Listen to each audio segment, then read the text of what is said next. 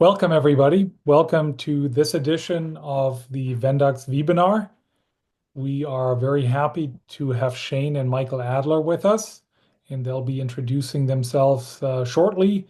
The topic for today is compliance, and particularly compliance for small and medium-sized businesses who are typically falling short in that department and who aren't ready yet to hire a full-time chief compliance officer.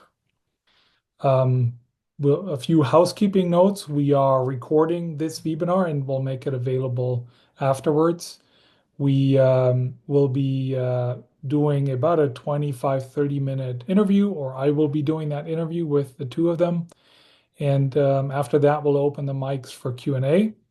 And you will have an opportunity to ask questions. And if anything comes up in the meantime, please feel free to use the chat or the comment function on LinkedIn Live to leave comments there, and I'll ask those questions to the two of them. Shane, Michael, welcome to this webinar. Why don't you introduce yourselves first so that we have an idea of who you are and how you're connected to the compliance topic? Absolutely. So I'm Shane Adler, and this is Michael, and we co-founded Atos Data Consulting, which is a fractional compliance officer firm, and we offer fractional chief privacy, chief compliance officer services to startups and SMBs. We each have a background in law. We both have our JDs, and we went on to then apply those in the business world. So I graduated from University of Michigan Ross 2 years ago, and was just taken with the world of entrepreneurship and the startup world and SMBs, and that dovetailed nicely with your dissertation.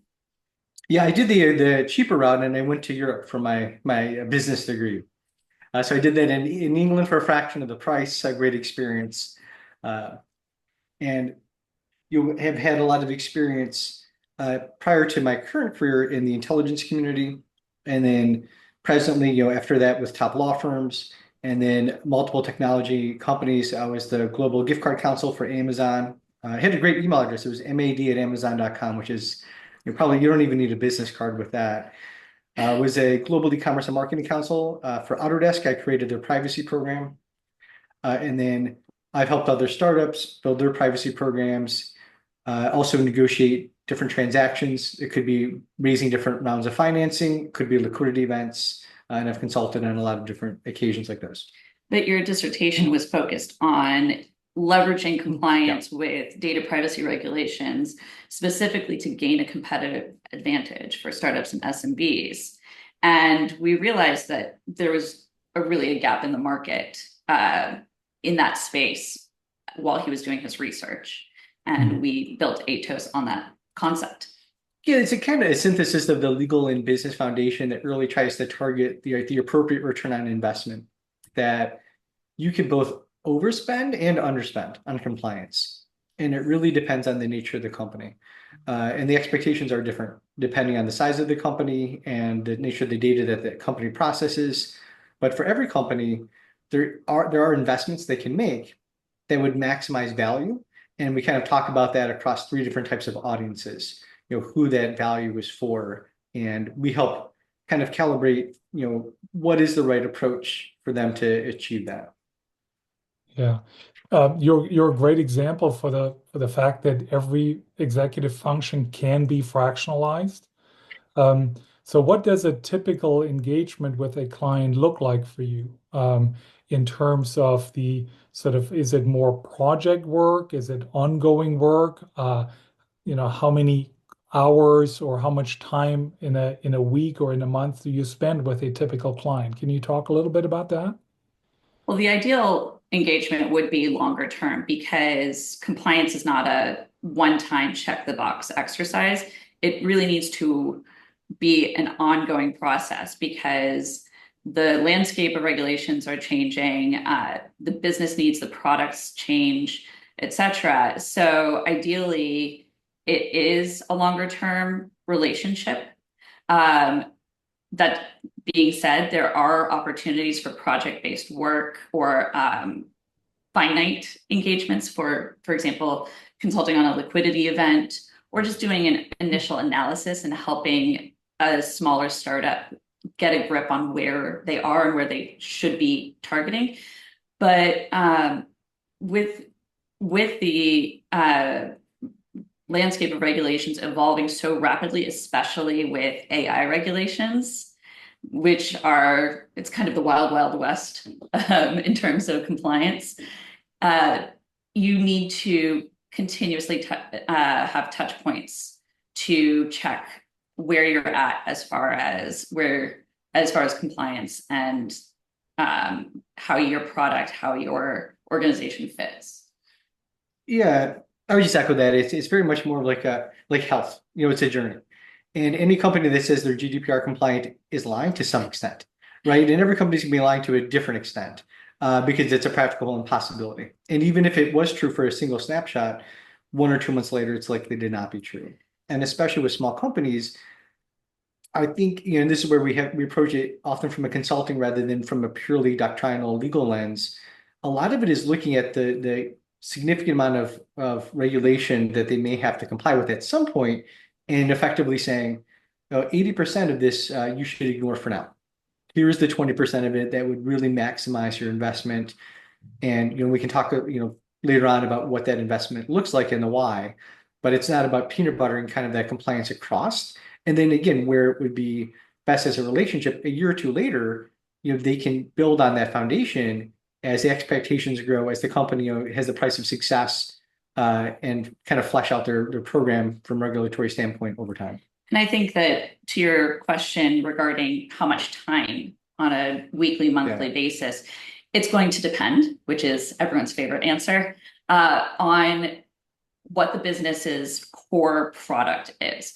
Because if you are dealing with children's data, other sensitive data, financial information, health information in the US, employment, like AI and employment contexts, for example, in Europe, those are complex, they're sensitive, they require a higher degree of scrutiny and oversight. Somebody running a standard retail business and just collecting marketing information for a limited purpose, you're not going to need nearly as much. But even where the needs are high, right? Part of the benefit and the intention of it being fractional is for someone to do what I do full time, probably fully landed, easily around $500,000 a year. And even if the company wanted to spend it, as fun as I think I am to talk to and as interesting as I find all of these subjects, they probably need to run the business and don't want to talk to me that often every day. So some of it is kind of meeting them where they are. And almost like if you're building a small campfire, you don't want to drop a giant log on it. So even when there's a lot to do, it still has to be balanced, not against just the cost, the actual cost, but the opportunity cost of their time. Are you typically brought in when some event has happened that created an awareness that there is a gap?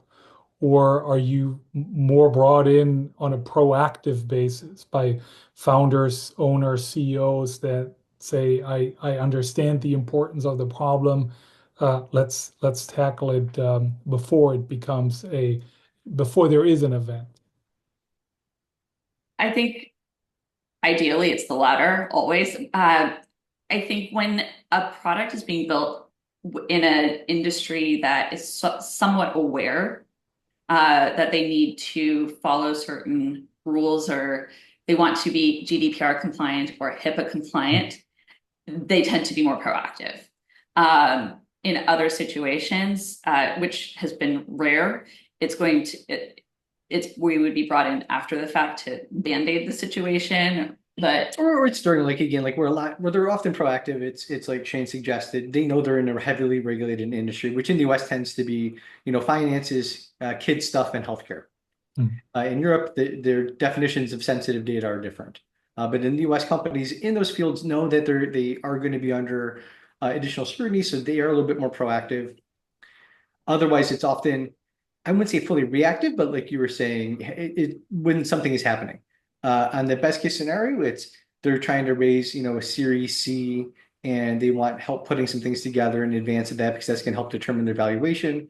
I've been brought in actually in a liquidity event on the buy side, and this is from a company that didn't really think it was in a heavily regulated area, and I was helping assisting consulting with the buyer, not the seller, and based on their practices or their lack of practices, we were able to reduce their valuation. And so these privacy and other regulatory practices tend to be fairly important to companies' valuations. Their initial asking price was in 8 figures, and we brought them down to about mid 6 figures ultimately. And much like if you're selling a house and you have a buyer come in and they bring a really good inspector, a widowmaker inspector, and they find that there's a bad foundation or mold or other issues, you have to disclose that to other buyers. Otherwise, it's fraud. So once I had identified those issues, the seller had to then disclose them to future potential buyers. And it really destroyed a lot of the value that those two founders had created in the company. It was really tragic. It didn't feel great. Well, that's where it's a surprise. Like these weren't bad people, right? Yeah. They just hadn't done some of the things they needed to do, which really eroded the value of their product. They didn't know what they didn't know. Yep. Yeah. You mentioned earlier, Michael, that there are three audiences. I would imagine the investor is one of the audience. Yep. Who are the other two? I would say the third audience, right, the least important, the distant third, believe it or not, is a regulator. And I've dealt with them in the US, Canada, Germany, even South Korea. They're a distant third, especially for SMBs and startups.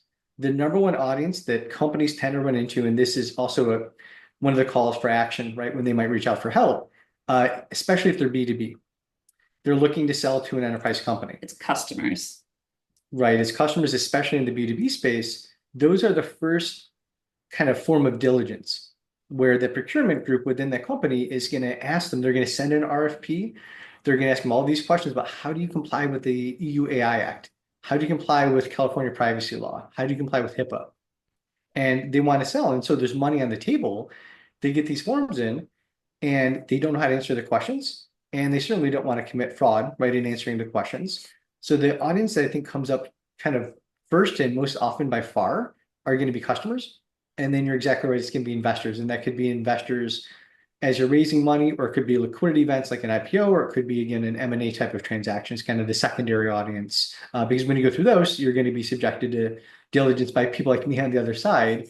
And then again, last but not least, are regulators. And I think a lot of smaller companies who aren't in what they believe to be heavily regulated industries, they focus too much on the regulatory aspect, the regulators, and that tends to be the least likely harm to their business in the short to medium term. Regulators don't have infinite bandwidth for monitoring every company out there. Right. And that's honestly why the penalties are so high, because they want to make an impact with the ones that are levied. Right, and there's a connection there too, right? When I've dealt with those regulators, if you have not been perfect, because again, it's the old expression, find me the man and I'll show you the crime. Like any regulator has enough discretion to find something you've done wrong.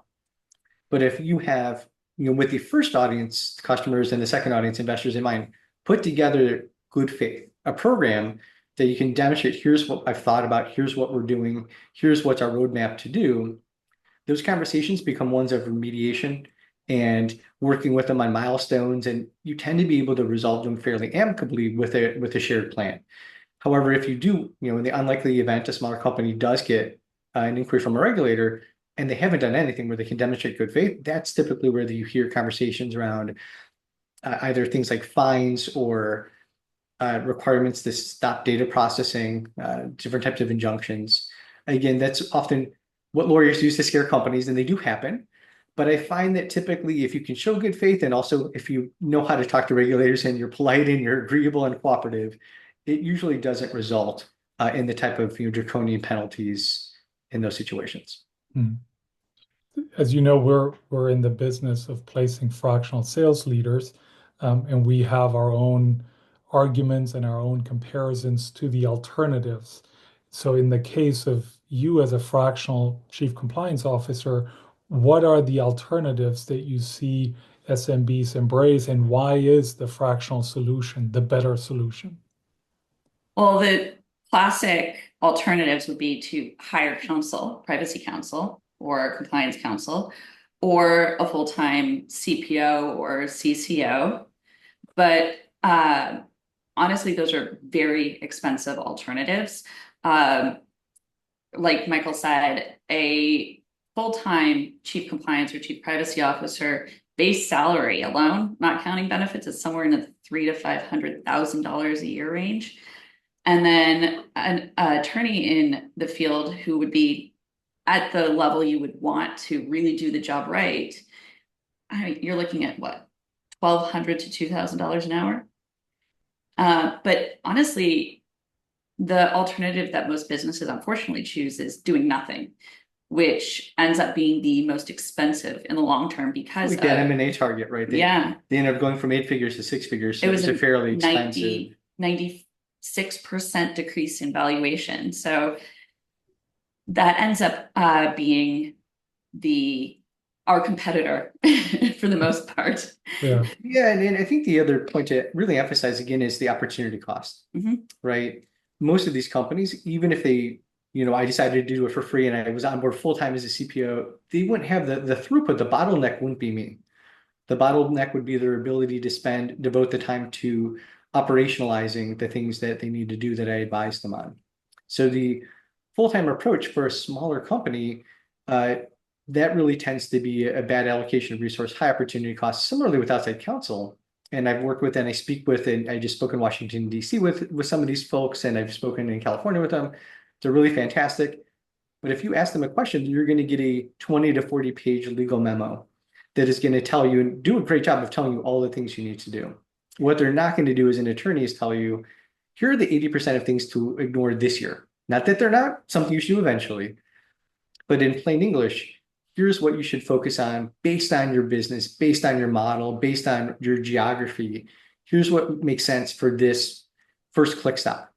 And then let's build on this, and then we can see what makes sense for year two. Compliance is important, but it's typically, except for people like us, not your core business. You want to be putting your energy into product developments or whatever is at the center of your business. And the last thing I'd say is outside counsel, it's a little bit like a subcontractor.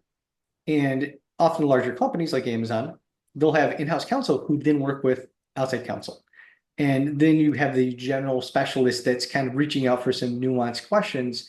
And or maybe another analogy, it's like your friend that's a car expert taking them with you to the mechanic, right? You're going to get a much better return on your investment when you need to do that. If a smaller company reaches out to outside counsel, they're not going to know what they don't know. And they're not going to know how to use that person's time efficiently either. So you definitely place yourself on the side of the small business owner, and are their advisor, as you are their fractional executive, helping them implement the right changes, the right programs, and not just follow that, what did you say, 40 page legal memo, and do all the things that are listed there. Is that sort of a fair summary? Yeah, I got once from a German law firm, they sent it to me in an Excel spreadsheet. So you can imagine how fun that was to digest. It's about sort of translating that list of things you should be doing into a prioritized, weighted list that makes sense. Because I'm sure everybody starts the day with, all the things they should get done that day. And you triage and you allocate your time and your resources in the best way possible, and providing that guidance for that best ROI possible is not something that most other business executives who aren't in this space are going to know how to do. Yeah. So you mentioned earlier the company whose valuation folded by 96%. From the vantage point of the buyer, that was a good scenario. From the vantage point of the founders, not so much. Do you have another example where maybe being compliant turned into a competitive advantage for a company? I mean, absolutely, with sales.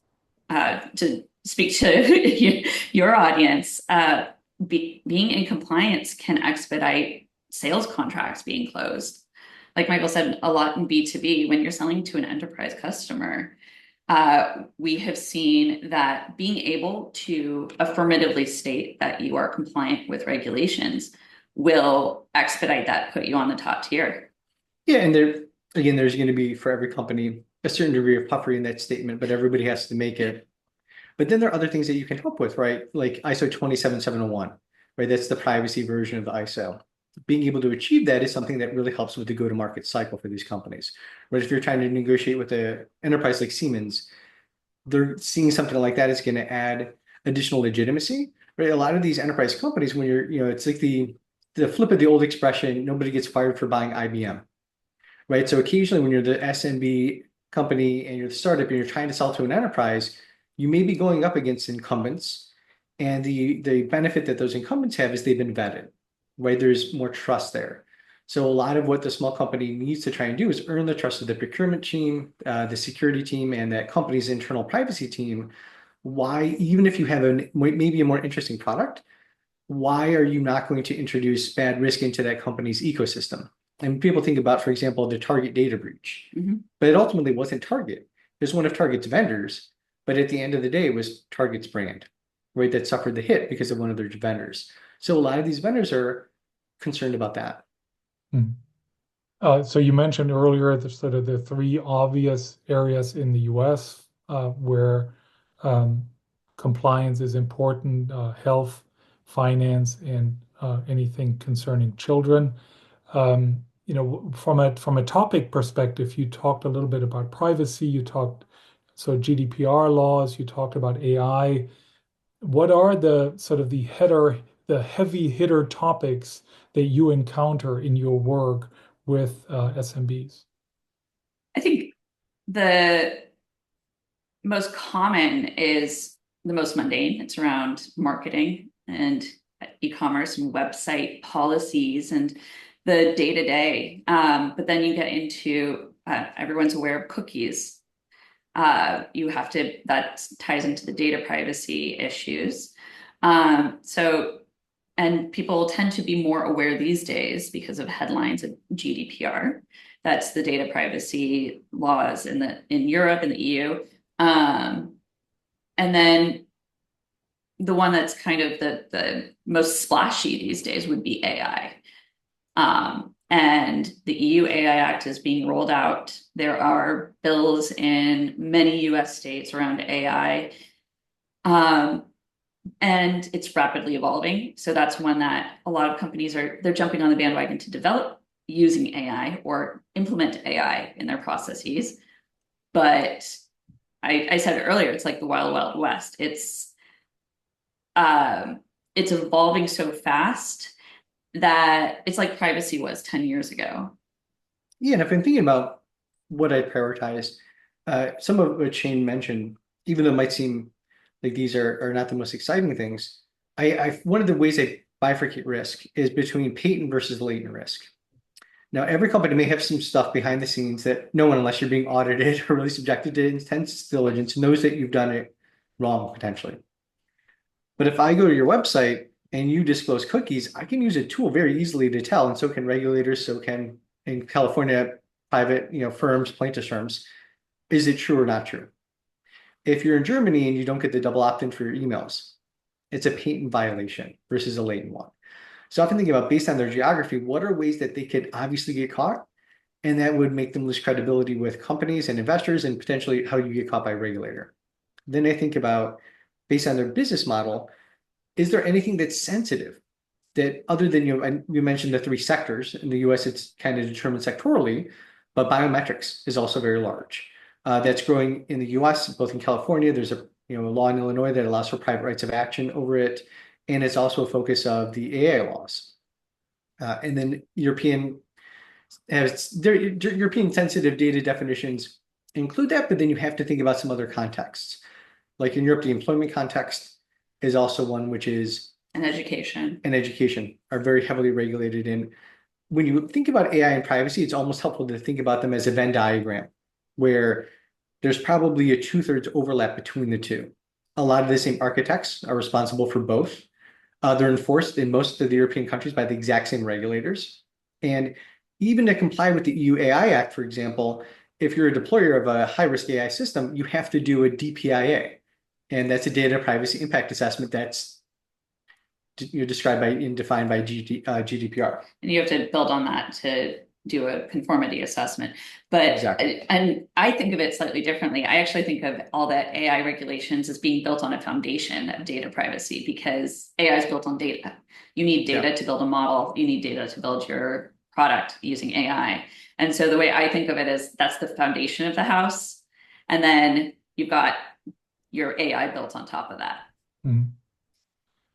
So obviously, if you are operating or use operating an AI platform or using AI heavily, um, if you're if you're in fintech or medtech or otherwise using data need to be HIPAA compliant, it feels those are obvious um, places of or obvious businesses where you engage a somebody who knows compliance early on. Most other businesses who, like you said, operate, a website, have marketing activities. At what, and I know the answer is as early as possible, but at what point do you tell a client that they should really have you have a fractional chief compliance officer work with them? I think you anticipated it's at the ground floor, because once you are building any product using data, it's really hard to get the cat back in the bag if you haven't handled that data appropriately. Reverse engineering takes a lot of work in order to make sure that you haven't built your product on data that was handled in a non-compliant manner. And companies can be subject to something called algorithmic disgorgement if their product is built on data that was not handled appropriately. They happened with Amazon, right? With Ring, yes. Ring's algorithm was built on data that was not collected in compliance with regulations, and they had to delete the program, basically. Mm. And so Amazon had spent all this money on Ring, and now they had nothing to show for it. Well, they had less to show for it, right? Very. So they definitely would have paid less for Ring had they known what they knew, unfortunately, later on. Yeah, I see the other thing I'd note for especially this audience, right, is there are places that can be surprising, right? For example, in sales, if you're thinking about AI, as Shane mentioned, right, in the educational workplace, things that would seem relatively innocuous, like if we, for example, were recording this call and then AI was going to give everyone feedback from a sales perspective on their performance, that is likely regulated as high risk AI in the EU, even though it's not something that we intuitively would think necessarily in this country of that being high risk. We would imagine other types of applications of high risk AI, but in that context, it could be considered that. So it's both, to Shane's point, if you're building something that's foundational to your product, the earlier the better, because it's harder to reverse engineer it, and then you could really damage your valuation. Even later on, though, it can be expensive. I had another client who had launched something in the EU market. This is before AI, this is just under privacy. They ultimately had to pull it back off the market and add in additional privacy components, right, options, right, for their customers to use, because nobody would buy it without those features. So then they take basically off the market for two quarters, go back and fix those things, add in features, options, and then basically re-release the same product, but now it had different features that would make their customers feel more comfortable that they could use that product in a compliant fashion. And it also all compliance needs to be handled with a forward-looking approach to the geographies you want to target. Often we'll hear, well, I only do business in like my local area. Do you want to sell to somebody who does business internationally? Do you want to eventually grow? And you have to then think about the markets you want to grow into geographically. Yeah. Makes sense. We'll open we're at the 30-minute mark, so we'll open the microphone shortly uh, for audience questions. So one final question from my side is around those third parties. You mentioned the target data breach wasn't really Target, it was a third party. In the SMB space, a lot of companies, including us, we use a lot of providers of software, of services. um, what do I do as a small business owner to scrutinize vendors that I'm looking at to make sure that they are compliant? That's a really good question. In fact, one of the people talk about GDPR as being a brand new law. I shouldn't say brand, this is 2016, effective 2018, but it still feels new. But it actually just updated a law from the 90s. And they were 80, it became, if you're familiar with European law, it went from a directive to a regulation. And one of the most important changes, aside from the introduction of those draconian fines that got everyone's attention, which the EU AI Act decided, forgets 4% isn't scary. They made it 7% of global turnover is the maximum fine under the EU AI Act, was the fact that when you hire a vendor, if you don't diligence them and they do something wrong, you are liable in addition to that vendor, regardless of what the contract says. So it really requires two approaches. You do have to engage in, of course, they don't helpfully tell you how much diligence, right? But you have to be able to demonstrate good faith diligence and have the right terms in your contract to rebut that presumption that you are equally liable under GDPR, for example. There could be similar things especially under California law. That helps. Okay, so I mean, Call us. That's part of what we can do is like help with the good faith diligence and also contract terms, right? Both in terms of hiring key vendors, right? Later on, for example, to your own customers, if those vendors process personal data, you have to disclose them as sub-processors. And if you change them, you have to get your customers usually, as either not their consent, you have to give them an opt-out right. So if you have a vendor helping you with part of your business, and then you change it in the future, you may have customers that get to have control, have opt-out rights over that vendor, saying you either can't change this vendor, or I get to be let out of my contract, like a termination for convenience. yeah. Okay. Well, good to remember, good to keep in mind, and if there are and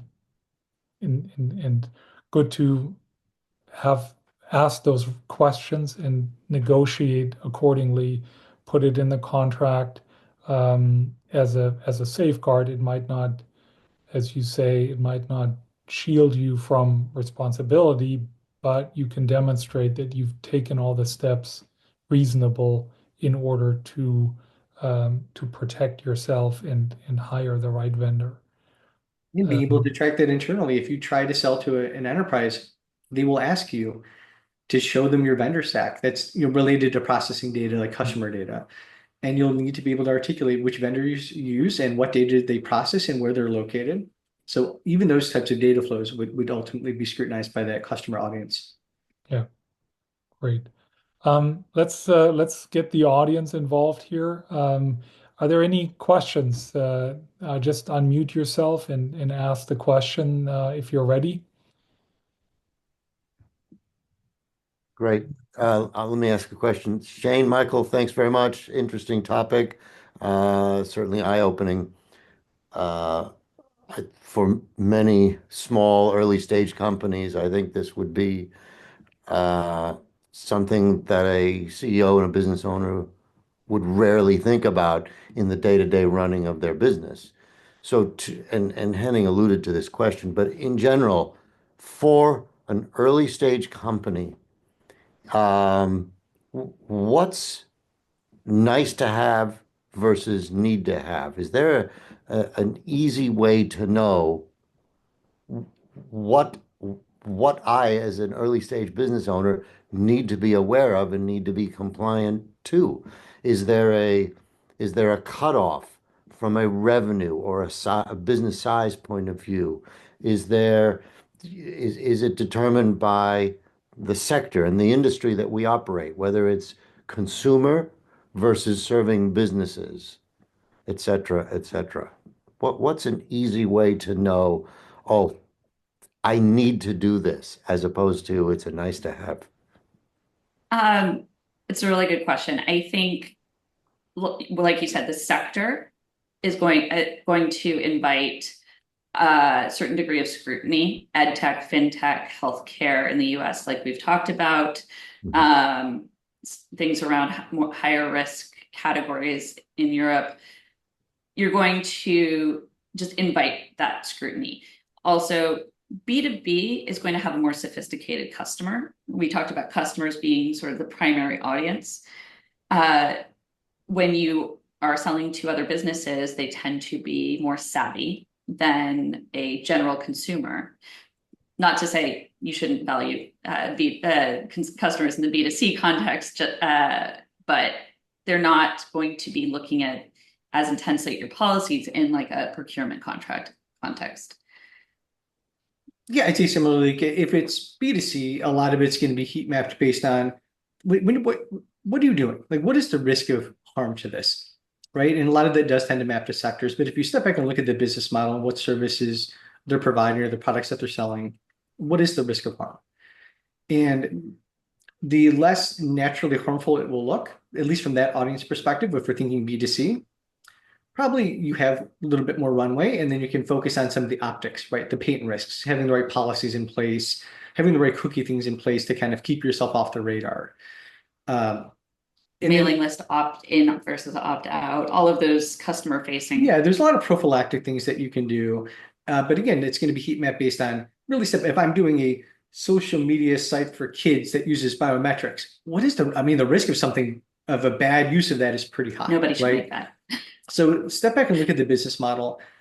From just an intuitive perspective, the higher the probable risk of harm of a bad actor, like if they were doing this business, I think the higher risk that is for B2C. Because otherwise, a lot of the B2C people, they don't read those privacy policies, right? They won't actually read those, except for attorneys and regulators. But that's when I think I would focus on those prophylactic measures if it's relatively low risk.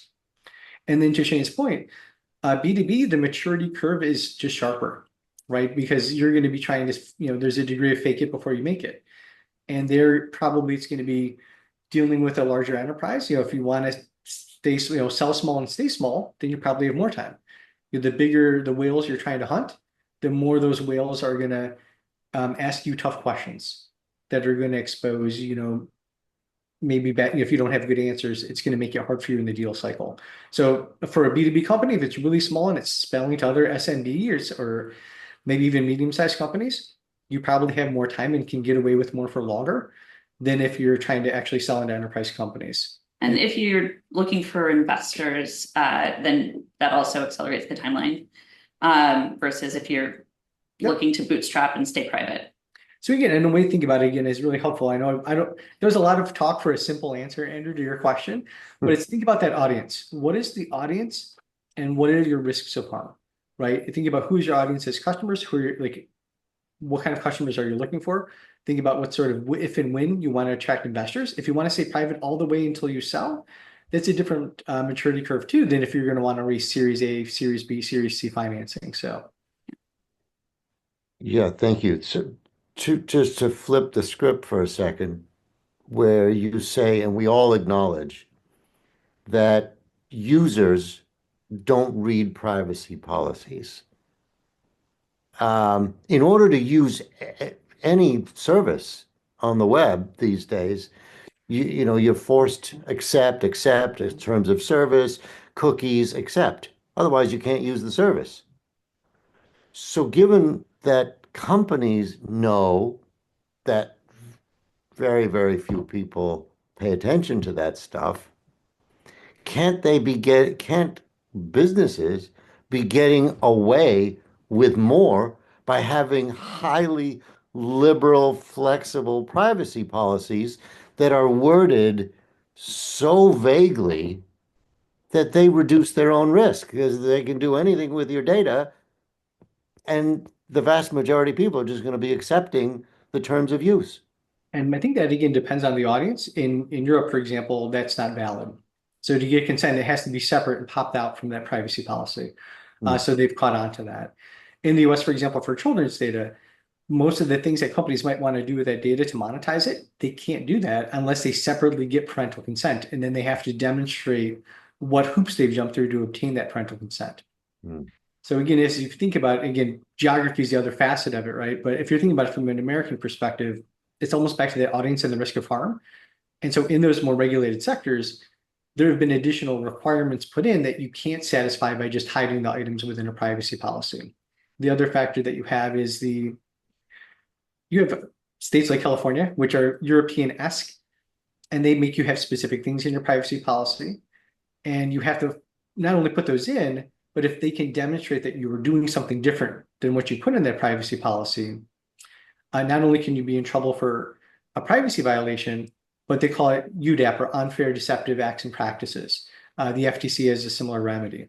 So the short answer to your question is, yeah, a lot of companies can and do exactly what you're suggesting, but there are like additional contours around that, again, based on your geography and the risk of harm. And I think some of that is shifting, like with California and other states where they're trying to be, so if you're doing a privacy policy now, you have to have a number of state-specific things. How many state privacy laws are there now, Shane, roughly? I think it's 35 that are comprehensive, something around there. Right. So that omnibus policy, you have to then think about how you're addressing. And this is the challenge in the US of not having a federal privacy law. It's now that it doesn't go unregulated. Instead, you have a patchwork of laws of all these other states. So then you still have to map that against all of those requirements. And that's still without going into, if you're in the financial, healthcare, or kids sector, or again, biometrics. That's another one where companies, that's probably actually one of the riskiest ones, because of all of those, there's a very powerful class action law based out of Illinois for biometrics. I have a question. So it's a good solve, but it's not a panacea, I guess, is part of the answer. Go ahead, Lisa. I think this is all super interesting. So I'm actually based in Canada. So all of our apps, I guess I get through the Canadian App Store. And I also have two young kids. But what you were just saying is very interesting to me. So like if a child clicks on something and says, I am 13 or I am whatever the minimum age is, but they're not, does that make the entire agreement void? Or is it then like the parent's responsibility? I'm curious like what happens in those cases, because if kids have access to an iPad, for example, and they download an app and it's like it's a math question that is basically like, prove to us that you're 13 and it's 5 times 7. Like, a first grader could know that. What happens in those instances when someone who isn't actually of age says they consent? So I'm not familiar with the Canadian laws on this topic. So Partner, either PAPITA or like COPPA, generally you have it's a balancing between how obviously was this targeted or could have been perceived as targeted to kids. Right. Right. And so the more obviously it's something that could be targeted to kids, kind of like that weird Supreme Court opinion, they define pornography as they know it when they see it.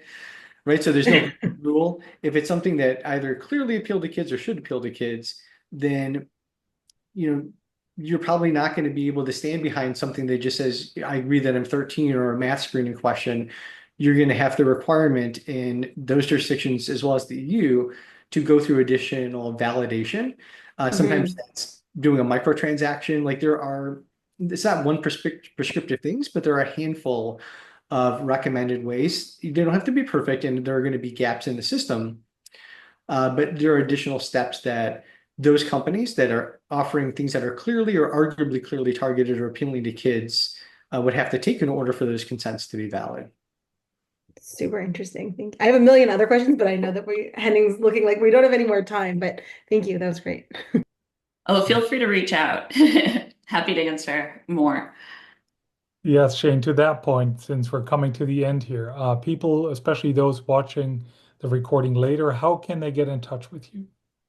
So our website is aetos-data.com. So aetos-data.com. And you can reach out to us to hello@aetos-data.com, and you'll get through to one of us. There's also a contact form on our site, and we're happy to have a chat with whomever is interested in reaching out and connecting. We're also on LinkedIn. I think we should be able to add the URL and the email to the LinkedIn for this, right? Just as the yeah, we can comment with it as well. Yeah. Good. Yes, we can do that. Thank you, Shane. Thank you, Michael, for joining us here. Very interesting, very important topic for every small business owner. A lot of food for thought for myself and for, I'm sure, everyone who's listening. So thank you for joining us. Thank you to those on the call and those listening in later. Thank you and have a wonderful rest of your Wednesday. Bye-bye. Yeah, appreciate it. Thank you. And thank you for the questions, and thank you for keeping us on time, because as Shane knows, I could go on about this for the next 2 hours if no one stopped me. So Thank you. Bye. Bye-bye. Thank you. bye.